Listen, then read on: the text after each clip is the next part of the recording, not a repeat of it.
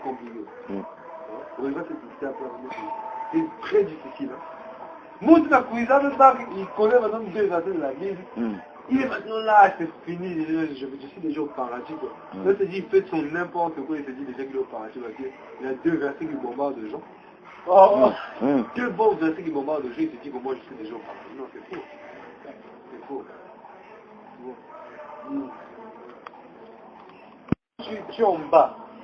Quand Dieu te dit que non, toi tu vas être là-bas, tu vas chercher à te découvrir. Tu vas chercher à aller de l'avant. Parce que le temps que tu as eu de l'avant n'est pas encore. Mais quand les gens entendent ces genres de paroles, ils commencent à avoir des soupçons. Oh non, lui, peut-être. Voilà. Il y a un peut-être, mais non. Mais en réalité, notre vie est devenue un terrain d'expérience. Si toi tu n'as jamais reçu la douleur de la pierre, tu ne peux pas aller consoler une personne qui ta douleur en Italie. Dieu nous fait passer là, il faut te faire passer là pour communier. Voilà pourquoi j'ai dit qu'un chrétien n'a jamais péché. Celui qui a la témoignage de Dieu. Pourquoi? Parce que notre passé c'est notre témoignage. Comme Paul dit, c'était des cours. Il ne peut pécher quand la témoignage de Dieu. Dès avant la fondation du monde, on en avait. On voit les choses là, non? Comprendre ça, non? Un homme comme Paul, né en attaque dans l'enfer ou quoi? Ça dépend de celui qui coule, de celui qui veut. Donc cela veut dire quoi? Ça met les gens dans le garement. Ni de celui qui veut. Lui, il dit pourtant que non, moi je cours. Et puis je cours pour avoir la couronne. Mais il dit que cela ne dépend ni de celui qui veut, ni de celui qui court. Il a courir, mais ça ne dépend pas de toi. Je dis que non, ça ne dépend pas de toi, tu peux plutôt courir. Non, mais moi je vais faire ceci, papa. Tu peux, il y en a qui vont mettre ta tête, tu te fais finalement le faire. Tu vas te dire, tu as agi. Tu vois, non? On fait éviter. En fait, c'est terrible. C'est toi qui nous prêches le salut, c'est toi qui nous décourage encore. C'est pas un découragement. Il nous expose le plan de Dieu. Mais il dit que non, marchez selon l'esprit de Dieu, vous ne comprenez pas les désirs de la chair. Mais il dit, ça ne dépend pas de celui qui court. Mais faites tous vos efforts à joindre à votre foi la vertu, vos efforts. Faites vos efforts.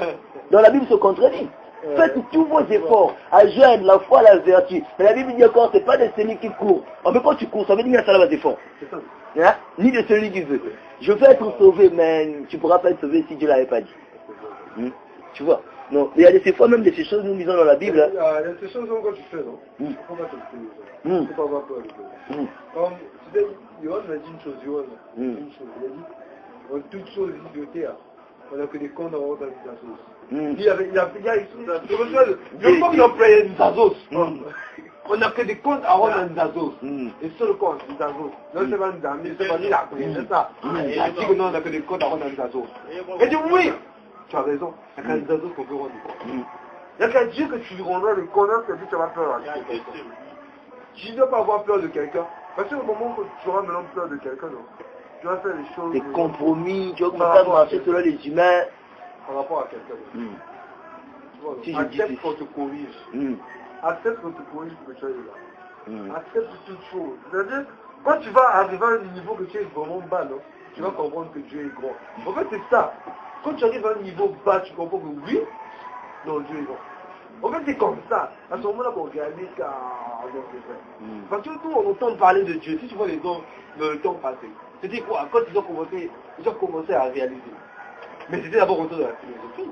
C'est pas on dit ne pas autour de la philosophie. Mais les gars là, comme le frère déjà avec Publius, il a dit, un peu de science emmène à l'égarement. Mais beaucoup de science emmène à la vérité. Pourquoi? Parce que quand tu entres vraiment de la science, tu vas comprendre réellement qui est Dieu. Tu entres de la science, tu vois les planètes, tu vois tout ça, tu vois la loi de la gravité. Tout ça, moi j'avais pas compris dans ce sens-là. Tu as vu mon commentaire? J'avais pas compris dans ce sens. Non, le sens que toi tu es en train de dire là, c'est un autre sens. Tu vois, non? Plus, c'est-à-dire, non, tu vois là, tu comprends la science, tu dis, mais regarde un peu les feux qui vont, le vent, tout ça, ça se combine. Et, non, mais je sais pas, comment ça s'appelle? Rejette le gaz carbonique et absorbe l'oxygène, aspire l'oxygène.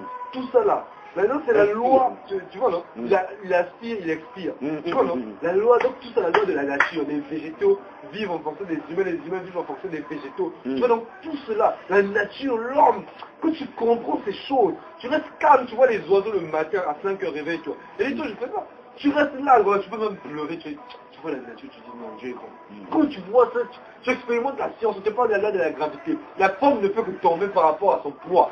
Tu prends la pomme, tu lâches comme ça, par rapport au poids de la pomme. Isaac Newton était Un grand physicien était là, dans son jardin. Il voit la pomme tomber comme ça, pas. Directement des calculs sont rentrés dans sa tête. Là, de la gravité, une pomme qui tombe en chute, une pomme vitesse initiale. La tête, les calculs sont venus. Seigneur, il a dit là, comme ça. Pas, la pomme est tombée, il a fait sortir la loi de la grâce. Et une relation bizarre comme une autre. Relation. Or, et des gars comme ça, c'est vrai, c'est des gars qui étaient vraiment, je peux dire, spirituels. Un gars comme Pythagore, j'ai jamais vu un homme l'enfant d'Étel. J'ai jamais entendu un l'enfant d'Étel ou la femme d'Étel. Jamais. C'est des gars, c'est-à-dire des femmes, ils étaient éloignés du monde, des femmes. Pythagore, il arrive un jour, il marche en plein jour avec une lampe. Tu cherches quoi? En plein jour avec une lampe. Tu cherches quoi? Je suis à la recherche de la vérité. Les gens ont pensé qu'il y a une mise, c'est comme la folie. Avec une lampe, il dit, oh non, tu cherches quoi? Je suis à la recherche de la vérité. Oh, c'est des gars spirituels. En fait, un chrétien doit arriver à un degré spirituel. Parce que les sorciers sont spirituels. Les sorciers, c'est des spirituels. Mais les chrétiens, c'est pas des spirituels. Les chrétiens, c'est pas des spirituels. Les chrétiens, c'est des gars qui vont prier seulement après. Bon, ça arrive, on s'en fout. Mais un sorcier, c'est un spirituel, attention. Un bon sorcier. Un bon sorcier, il arrive bien. Arrive jamais bien. Oh, non, les chrétiens sont maintenant...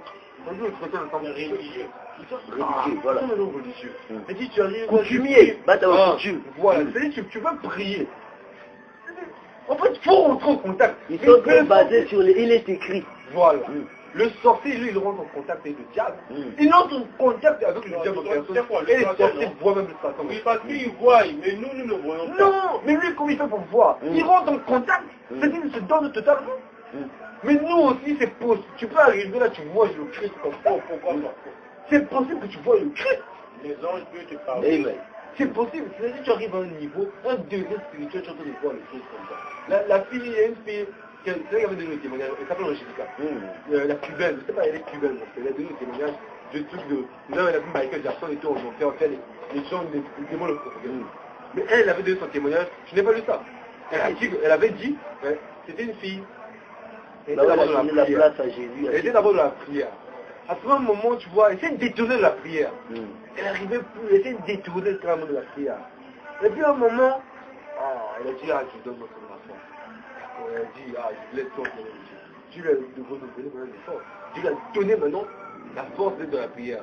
Voilà, les autres de prière, une recette. Tout le monde avait des visions, mais elle a dit vraiment, donc moi j'ai pas de vision. Et là, c'est Dieu maintenant conduit, Dieu a donné une vision. Dieu maintenant lui a donné une vision et Dieu lui a révélé certaines choses. Donc c'est pourquoi il faut s'asseoir. Il faut s'asseoir quand Dieu te dit que maintenant c'est maintenant. Quand Dieu te dit que là c'est ton temps.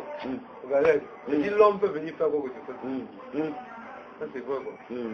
Donc vraiment, le monde est compliqué. Ça c'est vraiment, ça m'a fait plaisir d'entendre de telles choses venant du frère Nathan. Ça c'est vrai frère, vraiment. Je vois. C'est que tu réalises la vie. Si tu vas arriver à une étape. C'est-à-dire tellement les... L'homme commence à réfléchir, c'est lorsqu'il commence à souffrir.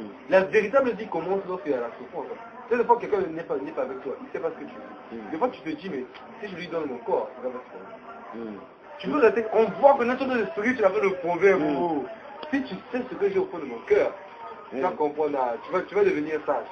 Si tu vois Salomon, lis un peu le livre d'Ecclésiaste. Regarde, ça me fait marrer. D'habitude dans Ecclésiaste, on commence, quand tu vois par exemple des rédactions, tu commences d'abord introduction, développement, conclusion. Et Salomon, c'est-à-dire, il arrive à une étape de sa vie, il a réfléchi. C'est-à-dire tellement ça bouillonnait fort dans son cœur. Les gens commencent, il a commencé par quoi? Il a dit vanité des vanités. Lis Ecclésiaste, premier verset, chapitre 1, verset 1, on dit parole de l'Ecclésiaste, fils de David, roi d'Israël. Deuxième verset, la première parole qu'il a prononcée, vanité des vanités, toutes les vanités. Il a commencé par la conclusion, tellement ça bouillonnait dans son cœur. Tellement ça bouillonnait dans son cœur, il a commencé à dire vanité des vanités. Tout est vanité. Pourquoi? Parce qu'il avait eu l'expérience de la vie. C'est-à-dire qu'il est resté calme, il a commencé à connaître c'est quoi réellement la vie. C'est à ce moment-là qu'il a commencé à devenir réellement sage. La crainte de l'éternel, le commencement de la sagesse. Le commencement de la sagesse de Salomon, c'était la crainte de l'éternel.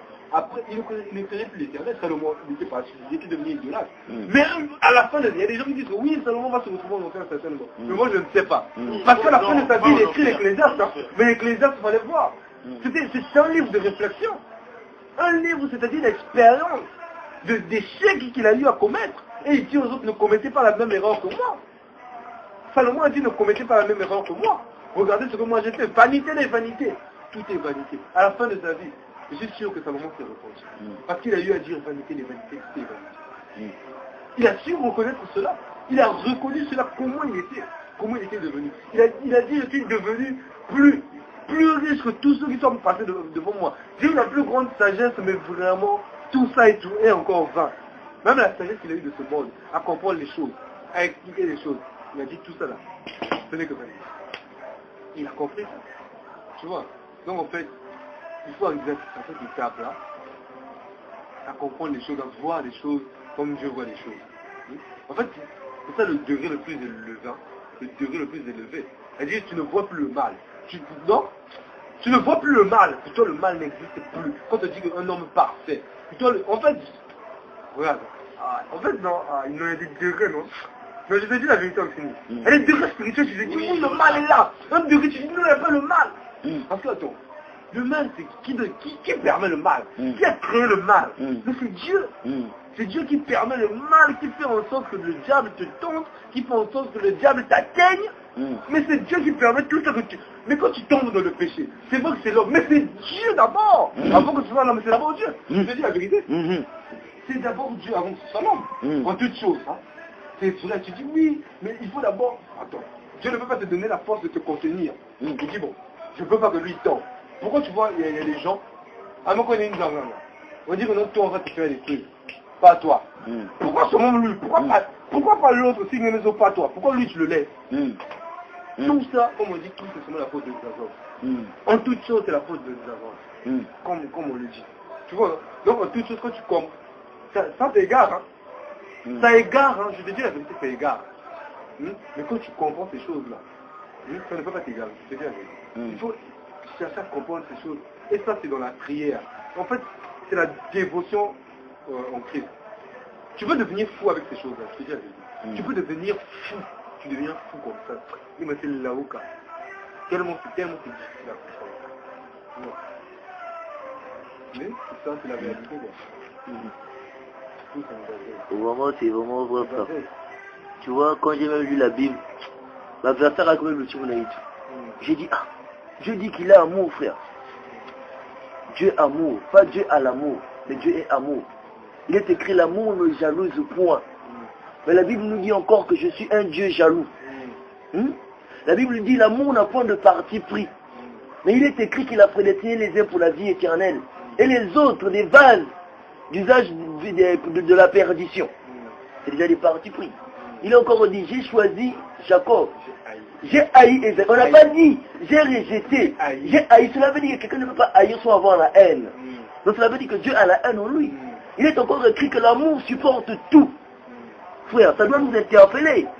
Mais non, comment Dieu peut laisser les gens aller? Non, on dit que non, Dieu ne jette personne en enfer. Regardez, mais non, comment Dieu ne peut pas supporter le péché de Michael Jackson? Comment Dieu ne peut pas supporter les péchés qui se commettent sur terre? Supporte tout.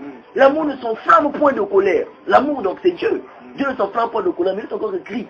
L'Éternel s'enflamma de colère. Attends, parlons clairement. On nous dit que l'écriture ne se contredit pas. Hein, frère? Non, on nous dit non. Devenons fous. Si on va dire que non, c'est comme tu as dit que non, c'est la souffrance. Hein, lorsque l'homme commence à souffrir, c'est là qu'il commence à comprendre la vie. Je me suis posé des questions. Tu peux prier, jeûner. Seigneur, s'il te plaît, quelque chose que tu demandes qui est dans sa volonté, tu te dis. Mais tu ne recevras pas cette chose-là. Pourquoi? Il n'avait pas dit que c'est ce jour qui va t'exaucer. Mais la Bible dit que l'amour ne cherche point son propre intérêt. Mais Dieu désire que nous puissions faire juste sa volonté. Non, je ne blasphème pas, frère. Dieu demande qu'on puisse faire juste sa volonté. Parlons de lui, il est notre Père. Qu'on puisse faire juste sa volonté. Mais l'amour ne cherche point son propre intérêt. Donc tout ce qu'on doit faire, c'est son intérêt à lui. Hein, frère? Et la Bible dit encore, arrive-t-il un malheur sur la terre, c'est que l'Éternel soit le responsable. Et Paul dit, comment peut-il encore blâmer? Hein? Qui es-tu pour entrer en contestation avec Dieu? Je dis Paul, non, je suis un fils de Dieu. Je dois rentrer en contestation avec Dieu parce que je suis son fils. Hein, frère? Je suis sa créature. Alors personne n'a choisi à naître. personne n'a choisi de venir sur terre. Personne, frère. Personne n'avait demandé, oh non, je serai ceci. Hein? On dit qu'il y a plusieurs pensées dans les cœurs des humains. Seuls les desseins de l'éternel sont comme seuls les projets. Tu peux désirer que quelqu'un soit sauvé. Mais si Dieu avait dit que lui c'est l'enfer, contre un guerre, prier, gêner sa mère, il ne sera pas sauvé. Tu vois maintenant, quand on comprendra toutes ces choses en réalité, on va dire, Seigneur, regarde, hein, moi je ne suis rien. Fais ce que tu veux. Parce que nous courons tellement trop. Quand on court trop, on n'aurait pas à trouver Dieu. On a commencé à donner des raisons. Non. Nous sommes en train de courir. Nous ne courons pas attendant que lui-même nous utilise. Frère, moi, je dis, combien de fois, celui qui se sanctifie et celui qui vit dans le mal, Dieu les regarde tous pareils. Je sais pourquoi je dis cela. Je sais pourquoi je dis cela, frère. Je sais pourquoi je le dis. Regarde les païens. Peut-être les gens ne voient pas. Mais il y a des gens qui sont démoniaques. Depuis qu'il a commencé à prier, il reste démoniaque. Mais quand il va à l'église, il prie, Dieu est où? C'est même pas la faute à l'église, non, loin de là. Si même l'église n'a pas Dieu, c'est pas la faute à l'église, frère. C'est Dieu qui a tort, c'est Dieu qui a raison. Parce que tous les malheurs viennent de lui. N'est-ce pas de l'éternel que viennent les maux et les biens? Voilà. Tu vois maintenant, frère. Donc moi je dis, si Dieu est amour, Seigneur, tu nous as fait tant de mal sur terre. La Bible dit, tous les malheurs qui se commettent sur terre, c'est Dieu qui est le responsable. Commence maintenant à regarder tout ce qui se commet autour de toi. L'accident, c'est l'éternel. La battre à quoi? C'est l'éternel. La battre à quoi en enfer? C'est l'éternel. Tout malheur. Quel est le plus grand malheur qu'aller en enfer, frère? Quel est le plus grand malheur que d'aller en enfer? Quel est le plus grand malheur sur cette terre? Si ce n'est d'aller en enfer. Donc tous ces malheurs-là, c'est l'éternel qui les envoie. Mais moi j'ai dit, plaise à toi Seigneur, si c'est que je suis en train de sentir qu'il vient comme révélation, si c'est la vérité. J'ai conclu, j'ai dit non. Dieu justifiera sa parole. L'éternel est des armées. J'ai jamais vu Satan sortir de l'enfer. On dit que Satan est orgueilleux. Pourquoi Satan ne sort pas de l'enfer? Un coup à Toto, venir se faire voir. Mais la Bible dit que là, il vient encore en son temps. Cela veut dire que Dieu est Satan où il s'en est connu que Satan. Et la Bible dit encore qu'il n'y a pas la relation entre les ténèbres et la lumière. Mais l'éternel a parlé avec Satan. Un démon rentre dans la présence de Dieu. Un démon. Un démon, oui. Mais nous les chrétiens, on compte la présence d'un passe. Un démon. Seigneur, envoie-moi. Oui, vas-y. Afin qu'il puisse prophétiser le mensonge. Non, donc vous michez. Mais l'éternel n'était pas dans un corps de chair. Hein? Il était dans sa gloire, assis sur un trône. Tu vois maintenant, frère, toutes ces choses doivent nous interpeller en réalité. Dieu a plusieurs dimensions. Voilà pourquoi j'ai dit que Dieu a plusieurs corps. Les gens ne comprennent pas. Lorsqu'on dit, oh non, l'ange de l'éternel, Dieu se manifeste sous plusieurs formes. Lorsqu'il vient sous le nom de l'éternel, oh non, c'est seulement un ange. Lorsqu'il vient sous forme de colonne de feu, oh non, c'est l'éternel qui parle à travers le buisson ardent. Hein? Colonne de feu de... Lorsqu'il vient sous forme de ignorer. Hein? La vérité est pleinement, c'est-à-dire, c'est-à-dire la vérité est pleinement ouverte. Et les gens font comme s'ils ignoraient ça. En réalité, on peut lire, c'est bon. Mais on aura peut-être comme des doutes de croire cela. Mais c'est la révélation qui est mieux. Parce que la révélation vient à travers l'écriture. J'avais dit à un frère que un frère disait, non, la Bible c'est la parole de Dieu. J'ai dit non, la Bible c'est pas la parole de Dieu. Ce sont des écritures de la parole de Dieu. Alors quand la parole est inspirée, c'est là que ça devient la parole. Parce que la parole de Dieu donne la vie. Donc cela veut dire que si c'était la parole de Dieu, tout ce qui devait lire, ça devait avoir la vie. Tu vois maintenant, frère. Donc il y a des gens qui ne comprennent pas. Quand on parle là-bas, ils pensent que le mec qui a blasphémé, ou... Surtout ce que le gars là, avant que le monde ne soit mort. Moi que j'ai quel blasphème. Quel blasphème. Il est même fou, quoi. Il a totalement raison. Il a totalement raison. Qui l'adorait? Mais c'est pas Dieu, personne ne l'adorait avant que le monde ne soit mort. Dieu c'est un être qu'on adore. Un Dieu, c'est un être qu'on adore. Mais Dieu n'était pas encore Dieu avant que le monde ne soit mort. Parce que personne, il n'y avait rien. Mais comment personne devait l'adorer? Ni créateur, il était ni créateur, ni rien. Ni rien. Il ne parlait pas au Dieu, il ne parlait pas la parole. Parce que si Dieu parle, tu vois, avant même tout ça, il n'y avait pas la parole. Si on arrive jusqu'à ce niveau-là de comprendre qui est Jésus, les gens ne croiront pas. La première créature de Dieu, c'est Dieu. Les gens ne vont pas comprendre. Il a été manifesté, le premier-né de toute la création, le premier-né. Donc il a été engendré. Tu es mon fils, j'étais engendré. Aujourd'hui, n'a pas ni là, vous avez Marie. Non. J'étais engendré. Hein? Non, laissons les éléments de Christ, c'est ce qui est parfait. Hein? C'est seulement les fondements, les vraies choses. Mais les gens disent ça va comprendre. Oui, il a dit laissons les éléments. Hein? Tendons à ce qui est parfait dans la quoi que la révélation. C'est quoi la joue? Mais la révélation devient comme hérésie, la révélation devient comme blasphème. Un homme comme... Non, Dieu a fait rentrer Job dans la souffrance pour l'enseigner qui il était réellement. Alors les gens ont commencé comment je peux dire, à soutenir Dieu. Oh non, Job, peut-être tu as péché. Ceux qui ont soutenu Dieu, Dieu a voulu les frapper. Vous avez mal parlé de moi. Mais Job a bien parlé de moi. Oh, hein? Quand on voit Job a blasphémé, si on peut dire. Job a dit, mais comment? Quel est le mal que j'ai fait? Moi je suis saint. Je n'ai pas péché. Je n'ai pas péché. Je fais le bien et aider les gens. Mais en réalité, Dieu n'a pas voulu vivre ce bien-là. Hein? J'ai fait le bien et voici que il n'a pas dit que tu envoies Satan me tourmenter. Non, tu me tourmentes. Hein? Tu me tourmentes. Tu vois, c'est le diable qui est par Dieu a permis. Il a dit au diable, vas-y, tu frappes Job. Mais Job a dit, mais tu me tourmentes. Il a dit, toi. Et la Bible dit encore. La Bible dit encore, frère, non. Parlons-en. La Bible dit encore que l'Éternel bénit Job après qu'il ait éloigné les malheurs qu'il avait fait venir sur lui. C'est lui-même qui a fait venir les malheurs. J'ai dit que non, tous les malheurs qu'il y a sur terre, c'est Dieu. Oh non! La Bible dit que non, lorsqu'on est tenté, il ne faut pas dire que c'est Dieu qui nous tente. Oui, c'est pas lui qui nous tente, mais c'est lui qui envoie Satan pour venir nous tenter. Donc c'est lui, la cause, le cœur. Hein? Il envoie Satan. Hein? Attends. La Bible dit que le don gratuit, c'est la vie éternelle. Don gratuit. Attends, pour avoir la vie éternelle, il faut passer par les épreuves. Ah, mais comment ça devient encore gratuit? Quelque chose, je paye les épreuves. Je souffre pour avoir ça. Non, frère, parlons.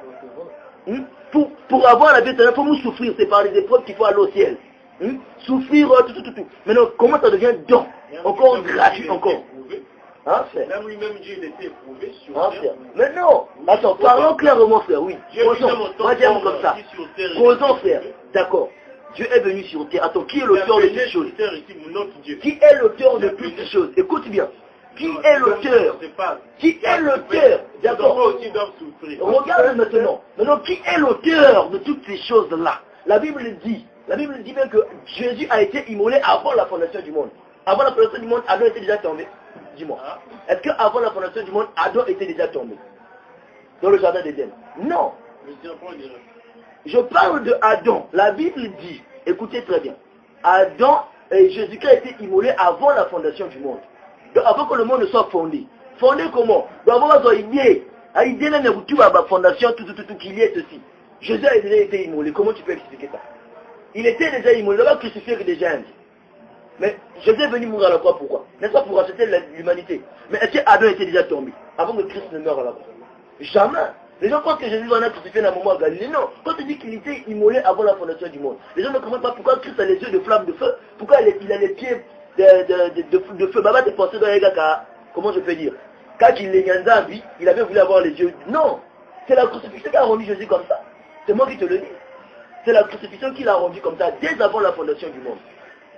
En réalité, même Christ est l'esprit à travers lequel l'Éternel se manifeste dans la création. Alors, mais attends d'abord, frère. Réfléchissons très bien. Parlons de Dieu. Les gens ne veulent pas parler. Les gens sont limités. Hein? Mais qu'on a souka. Non. Moi, j'ai dit à Dieu, hein, Seigneur, si toi me jeter en enfer, Seigneur. Parce que je suis en train de parler clairement. Parce que quoi, je souffre trop, frère.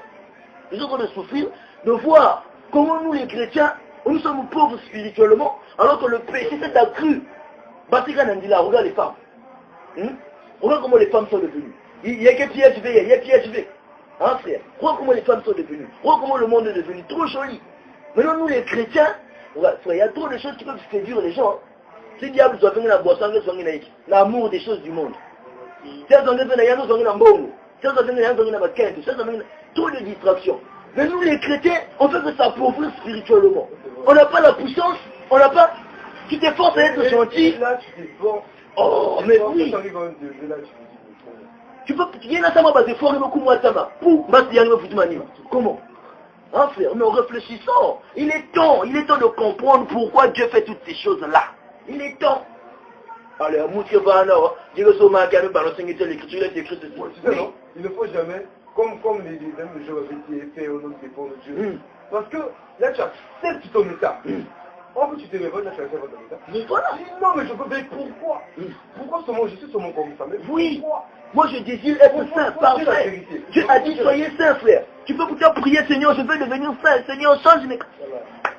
Rien. Je ne dis pas que Dieu est mauvais. Non, je ne le dis pas. Mais sauf qu'il y a une cause là-dessus. Il y a quelque chose que Dieu veut nous enseigner là-dessus. Donc on doit y réfléchir, on doit réfléchir dans tout l'ailleurs pour comprendre quel est réellement le problème qui fait que nous, chrétiens, aujourd'hui, nous soyons impuissants, nos privilèges à nous-mêmes, et donc nous rêver. Ah, si j'étais comme Paul, ah, je devais y aller guérir la personne là-bas.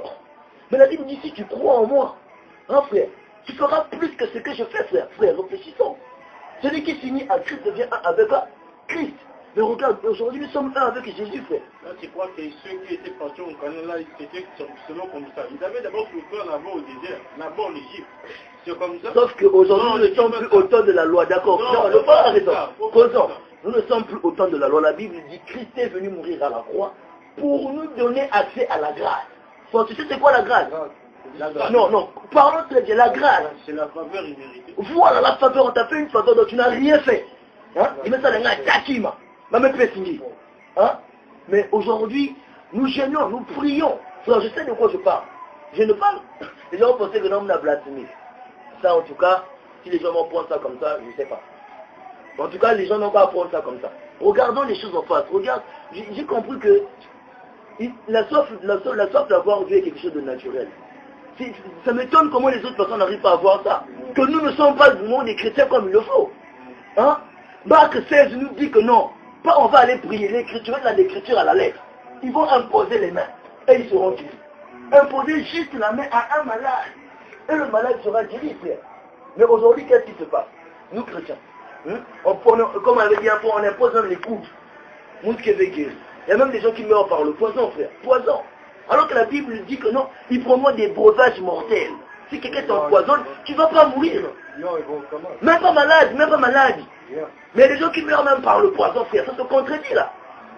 Quelqu'un qui meurt par la maladie, Dieu n'avait pas dit qu'on ne va pas mourir par la maladie. Ça au moins. Mais la Bible dit que non, les breuvages mortels ne leur fera aucun mal. Parce que quoi, tu as le Saint-Esprit. Alors la Bible dit on va reconnaître par les fruits de nos vies, frère. Moi, ça me fait tellement mal, rien comme ça, mon quoi. Hein? Maintenant, il va via le monde, on a pour nous accepter Dieu. Mais il n'y a rien, ta vie va priver dans l'âme, on est pour nous à l'aise, quoi. Frère, faut réparer, excuse-moi, faut réparer ce problème-là dès maintenant sur terre.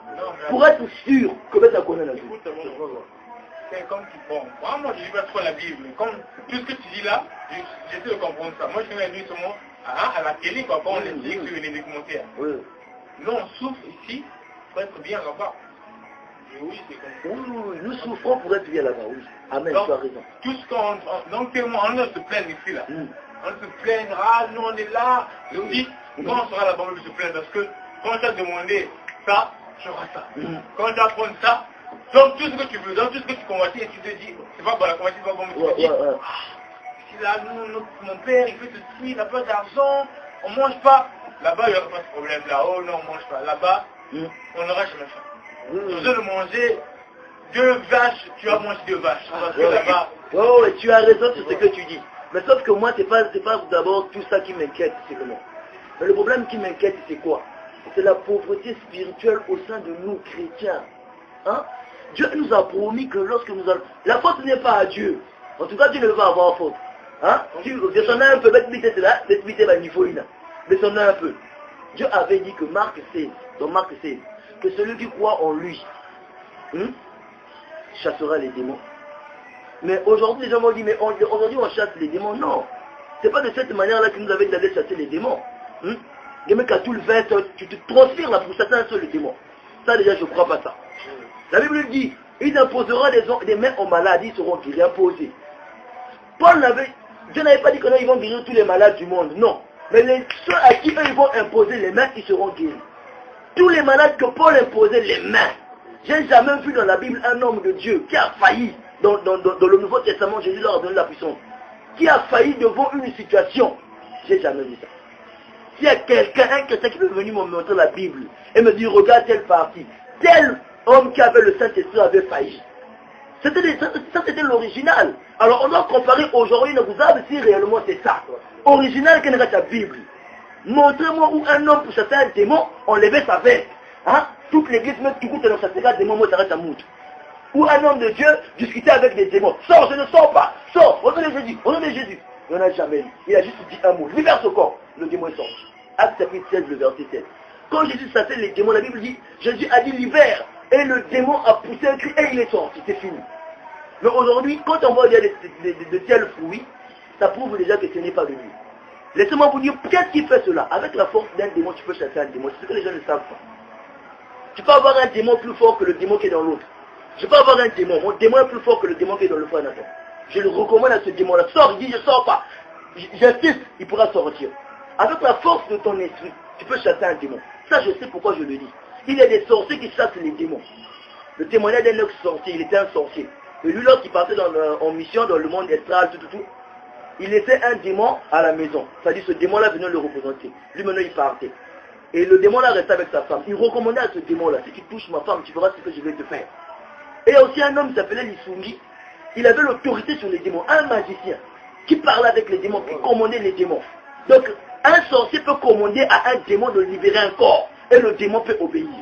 Les magiciens, recommander. Vous voyez maintenant la séduction. Il faut connaître ces choses-là. Moi, ces choses-là ne peuvent pas me séduire. Or, la Bible dit, dans les derniers temps, nous sommes dans les derniers temps. C'est vraiment des faux Christ, des faux ouins. Qu'est-ce qui signifie ouin? Donc des faux chrétiens qui vont solliciter possiblement même des élus, frère. Moi, je reconnais ma pauvreté spirituelle. Jésus dit, heureux ceux qui reconnaissent leur pauvreté spirituelle, car le royaume des cieux est à eux. Je ne me déclare pas que j'ai le Saint-Esprit, frère. Je veux avoir le Saint-Esprit. Et je déclarerai que j'ai le Saint-Esprit quand je verrai le fruit de l'Esprit marcher avec moi continuellement. Pas ya boubier gentil, bah tu vas aimer pour toi. Non. Donc, tous les jours de ma vie, je dois manifester le fruit de l'Esprit. Première des choses, le signe que quelqu'un a le Saint-Esprit, c'est d'abord le fruit de l'Esprit. Le fruit de l'Esprit, c'est quoi? L'amour, la patience, la douceur, tout ça. On n'a pas dit les fruits. Donc, si tu as le Saint-Esprit, tu as ces caractères-là en toi. Deuxième des choses, la Bible dit, lorsque vous recevez le Saint-Esprit, une puissance viendra sur vous, la Bible dit, dans Actes chapitre 1, le verset 8, vous recevrez une puissance de Saint-Esprit survenant sur vous. Donc cela veut dire que quand tu reçois le Saint-Esprit, la puissance de Dieu descend sur toi. Tu n'as pas besoin d'aller t'efforcer pour aller gêner. Oh non, gêner, Seigneur, donne-moi la puissance. Non. Donc quand tu reçois le Saint-Esprit, tu as le fruit de l'Esprit, tu as la puissance, tu as l'amour, tu as tout ce qu'il faut. Toutes les promesses de Dieu se basent dans ce don-là. Le baptême du Saint-Esprit. Alors aujourd'hui, les gens jeûnent dans les églises, font des retraites. Dieu donne-nous la puissance. Attends, comment est-ce qu'on peut avoir le Saint-Esprit et sommeiller spirituellement? Les gens disent que là, ça se fait un réveil. Alors quand tu questionnes sur le réveil, cela veut dire qu'il est comment? Il est dans quel état? Cela veut dire qu'il dort. Voilà, l'église dort. Les gens sont en train de dormir. Mais le Saint-Esprit ne peut pas dormir. Quelqu'un qui a le Saint-Esprit qui dort spirituellement. Ça veut dire que vous n'avez pas le Saint-Esprit. Alors reconnaissons notre pauvreté spirituelle. C'est parce qu'on a parlé en langue. Les démons parlent en langue, mon frère. Les démons parlent en langue. J'ai prié pour une personne. Sans orgueil, j'ai prié pour une fille. Je prie sur elle. Les démons sont en train de parler. Je suis quand même en train de parler en langue. Qui me disent, les démons sont en train de me dire, quand tu parles en langue, tu penses que c'est quoi? Moi aussi je peux parler en langue. Le démon a commencé à parler en langue. Et le démon s'est moqué de moi. Oh, va d'abord prier Dieu d'enlever les mauvais caractères qui sont en toi là. Après tu viendras prier sur moi. J'avais eu honte. Mais Dieu m'avait enseigné à travers cela. Les démons parlent en langue, mon frère. Alors lorsque nous étions des païens, il se peut que nous avions des esprits en nous. Oui, parce que personne ne peut marcher avec Dieu sans avoir l'esprit de Dieu. Donc si tu n'as pas l'esprit de Dieu, cela veut dire que tu es dirigé par l'esprit du monde. Alors quand tu viens à Dieu, quelqu'un va te dire que là, si tu parles en langue, tu as reçu le Saint-Esprit. Alors toi aussi tu vas te laisser aller dans cette pensée-là. Quand tu vas prier pour toi, quand tu vas parler en langue, tu vas penser que tu as reçu le Saint-Esprit. Mais quel est le fruit qui accompagne? Dans la Bible, dans Actes, les apôtres, lorsqu'ils ont reçu le Saint-Esprit, ce qui a accompagné, c'était quoi? La puissance de Dieu les a accompagnés. Ils ont reçu le Saint-Esprit, ils priaient, puis non, sinon donne-moi la puissance. Non. Le Saint-Esprit les a accompagnés et ils ont accompli le miracle. Or la Bible dit, Jésus-Christ est le même hier, aujourd'hui, éternellement.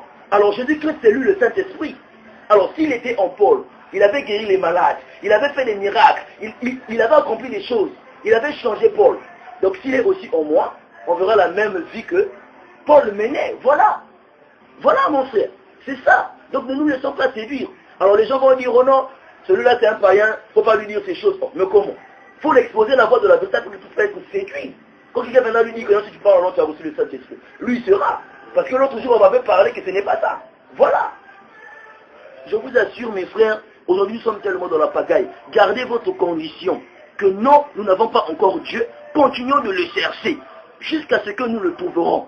Je ne me déclare pas que j'ai Dieu. C'est faux. Je ne déclare pas que j'ai réellement Dieu en moi. Non.